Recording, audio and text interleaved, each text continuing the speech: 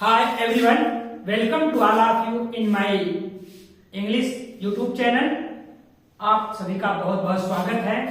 Guys, आज हम आपको कुछ नई चीज लेकर आए हैं और आशा करते हैं कि आपके समझ आएगा और आपको बहुत ही बेनिफिट मिलेगा। यूज बताने के लिए मैंने स्पेशल वीडियोस तैयार करता हूं ताकि जो कंफ्यूजन रहे वो दूर हो जाए। तो आज उसी क्रम में हम आपको ऐसा वीडियो बनाए हैं आपके लिए कि आपका एक कंफ्यूजन दूर हो जाएगा, और वह है सपोज टू और अबाउट टू का प्रयोग।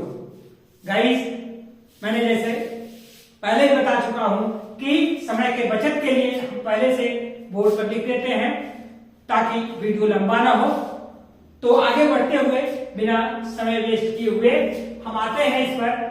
दो वाक्य लेते हैं, जैसे वह आज आने वाला है, वह आज आने वाला है। दोनों का प्रयोग हम करते हैं, लेकिन कहां किसका प्रयोग करते हैं ये हम कंफर्म नहीं कर पाते हैं अपने आप से।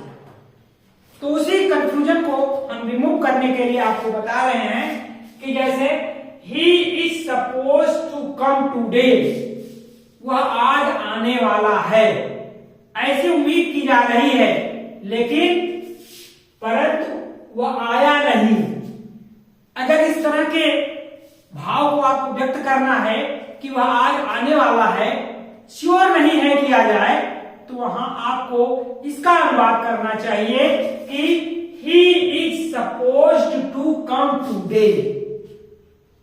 लेकिन यदि वह आज आने वाला है, उसका जो भाव आपको व्यक्त करना हो कि बस थोड़ी देर में आ जाएगा, तो उसके लिए हम करेंगे He is about to come today, वह आज आने वाला है और बस थोड़ी देर में आ गया। तो जब ऐसी सिचुएशन रहे कि वह आने वाला है, आया नहीं, तो हम सपोज टू का प्रयोग करेंगे, और जब वह आने वाला है और बस थोड़ी देर में आ गया, तो वहां पर हम अबाउट टू का प्रयोग करेंगे।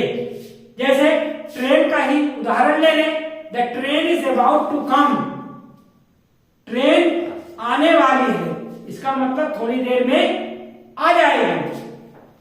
अगर यही कहें the train is suppose to come, आने की उम्मीद है, आ सकती है, बट आई नहीं। तो कई एग्जाम्पल आप इसको इस तरह से बोल सकते हैं। तो अबाउट टू का प्रयोग करना हो तो आपको जब थोड़ी देर में कोई घटना घटित होने वाली हो, उसको आप कह सकते हैं, और जो नहीं घटित होने वाली है तो उसके लिए हम सपोज टू का प्रयोग करते हैं। अलावा इसके सपोज टू के कई नियम हैं जो आपको समझ लेना चाहिए कि हम सपोज टू यहां प्रयोग करेंगे। अबाउट टू के लिए तो आप समझ गए कि बस थोड़ी देर में आने वाला है, आ गया, तो अबाउट टू का प्रयोग हो गया। लेकिन सपोज टू के लिए कुछ खास परिस्थितियां हैं जिनके लिए हम सपोज टू का प्रयोग करते हैं। तो आते हैं टॉपिक पर। नियम नंबर 1, उम्मीद, अपेक्षा या कर्तव्य के लिए। ऐसी उम्मीद की जाती है, ऐसा आपका कर्तव्य है, ऐसी आपसे अपेक्षा है। अगर इस तरह का भाव व्यक्त करना हो तो आप सपोज टू का प्रयोग करेंगे। जैसे एग्जांपल के लिए देखिए, you are suppose to file ITR यानी इनकम टैक्स रिटर्न टाइमली। आपसे उम्मीद है, आपसे अपेक्षा की जाती है कि आप अपने आयकर को समय से जमा कर देंगे, आयकर फाइल कर देंगे। तो यहां पर आपसे अपेक्षा की जा रही है, उम्मीद की जा रही है, इसलिए यहां पर सपोज टू का प्रयोग होगा, न कि अबाउट टू का प्रयोग। दूसरे एग्जांपल में कर्तव्य के लिए, जब हम ड्यूटी के लिए, कर्तव्य के लिए बात करते हैं तो भी हम सपोज टू का प्रयोग करते हैं। जैसे you are suppose to serve your parents, we are suppose to serve our parents, he is suppose to serve his parents. मतलब कि आपका कर्तव्य है, आपकी ड्यूटी है, यह आपका कर्तव्य है कि आप अपने माता पिता की सेवा करें।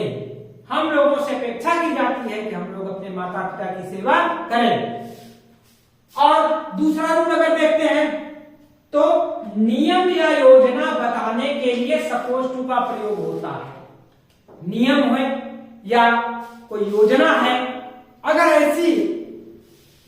ऐसे भाव को व्यक्त करना है तो आपको सपोज टू का प्रयोग करना है, अबाउट टू का नहीं। एग्जाम्पल के माध्यम से समझते हैं। The school is suppose to open at 9 AM। ये नियम बता रहा है कि स्कूल 9 बजे प्रातः खुलता है।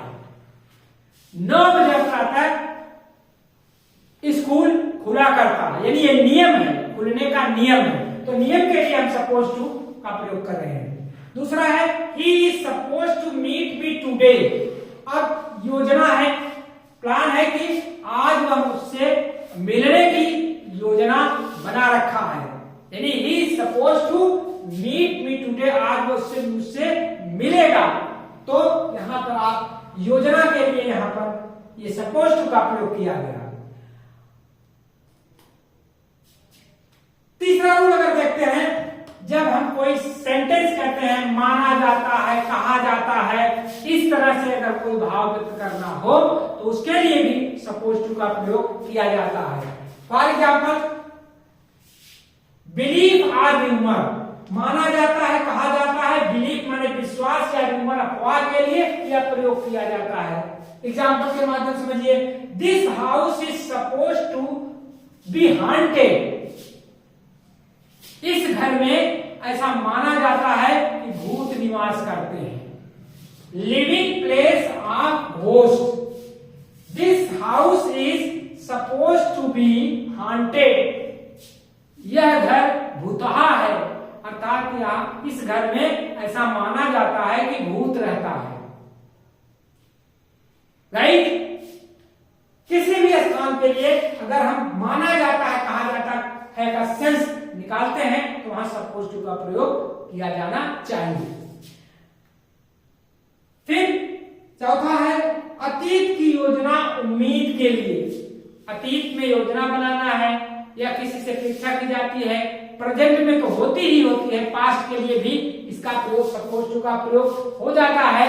बस उसका केवल टू बी फॉर्म, उसका इजायमार वाज वर्ब बदल इजायमार के ना वाज वर्ब कर देते हैं तो पास्ट हो जाता है। जैसे I was suppose to call him, मैं उसे फोन करने वाला था। मैं उसे बस फोन करने वाला था, यानी योजना थी मैं उसको फोन करता। You were suppose to come here, आपकी योजना थी आज यहां आने की, आप यहां आज आने वाले थे। ये पास्ट में हो गया, प्रेजेंट में होता तो जयमाल लग जाता। हम स्ट्रक्चर आपको बताए देते हैं, लेकिन स्ट्रक्चर से पहले एक चीज नोट करने योग्य है कि जब भी हम प्रयोग करेंगे सपोज टू का प्रयोग करेंगे। सपोज टू का प्रयोग कभी नहीं होता, जब भी होगा इसमें ईडी लगा रहेगा। सपोज टू होता है ना कि सपोज टू।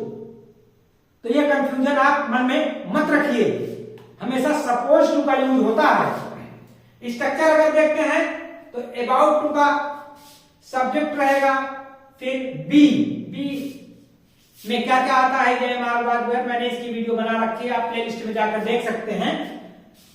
और उसके बाद अबाउट टू लगाएंगे, फिर V1 वाले वर्ब की फर्स्ट फॉर्म का प्रयोग करेंगे और लास्ट में जो ऑब्जेक्ट रहेगा और अदर वर्ड लिखेंगे अबाउट टू के लिए। Same way, in same way इसका भी स्ट्रक्चर जो सपोज टू का है वो भी ऐसे रहेगा। सब्जेक्ट रहेगा, फिर टू बी फॉर्म रहेगा। टू बी फॉर्म को मैंने स्ट्रेच कर दिया है, इज, एम, आर, वाज, वर, आदि। इनको हमने बना दिया है, बता दिया है कि बी का मतलब होता है क्या, और उसके बाद सपोज टू लगाएंगे, फिर वर्ब की फर्स्ट फॉर्म लगाएंगे और उसके बाद ऑब्जेक्ट और अदर वर्ड्स को रख देंगे।